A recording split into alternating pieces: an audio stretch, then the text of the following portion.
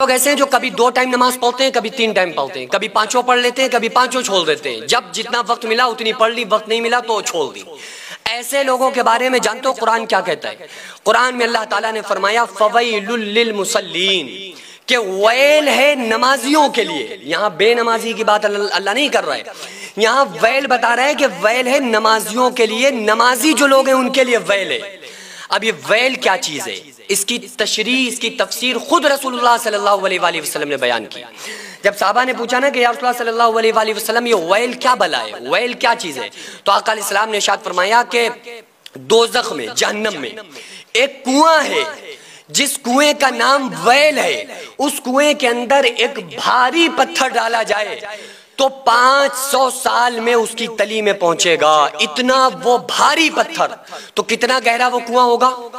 اب آقا علیہ السلام جو فرما رہے ہیں، اب آپ اندازہ یہ لگائیں کہ ایک تو جہنم کتنی خطرناک۔ آقا علیہ السلام نے ارشاد فرمایا جہنم کو ایک سوئی کے ناکے کے برابر اگر کھول دیا جائے تو پوری دنیا، زمین و آسمان، چاند سورج سب جل کے راکھ ہو جائیں، اتنی خطرناک وہ جہنم۔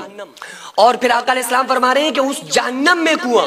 اور اس کنویں کے اندر اتنا گہرا کنواں کہ بھاری پتھر ڈالا جائے تو 500 سال میں اس کی تلی میں پہنچے گا۔ آقا علیہ السلام نے ارشاد فرمایا اس میں وہ نمازی ڈالے جائیں گے جو من چاہی نماز پڑھتے ہیں، رب چاہی نماز نہیں پڑھتے۔ لوگوں کی یہی پرابلم ہے۔ اچھا عجیب بات تو یہ بھی ہے نا کہ بعض لوگ جو اپنے آپ کو نمازی سمجھتے ہیں اور وہ 2 یا 3 ٹائم کی نماز پڑھ کے نمازی سمجھتے ہیں، وہ سمجھتے ہیں کہ ہم تو بھائی نمازی ہیں، لیکن بس نمازی تو ہیں لیکن ہماری فجر چھوٹ جاتی ہے، نمازی تو ہیں لیکن ہماری بس عشاء چھوٹ جاتی ہے۔ تو یہ جو لوگ کہنے والے لوگ ہیں نا، ان کے تعلق سے یہ آقا علیہ السلام فرما رہے ہیں کہ ویل میں ان لوگوں کو ڈالا جائے گا جو کبھی کبھی نماز پڑھتے ہیں، کیونکہ آقا علیہ السلام نے ارشاد فرمایا جس نے ایک وقت کی نماز جان بوجھ کر چھوڑ دی، من ترک الصلاۃ متعمدا فقد کفر، جس نے ایک وقت کی نماز جان بوجھ کر چھوڑ دی وہ کفر کی حد تک پہنچ گیا۔ آقا علیہ السلام نے فرمایا بین العبد و بین الکفر ترک الصلاۃ، مسلمان کافر کے درمیان نماز ہی کا فرق ہے۔ آقا علیہ السلام نے ارشاد فرمایا جو صبح سویرے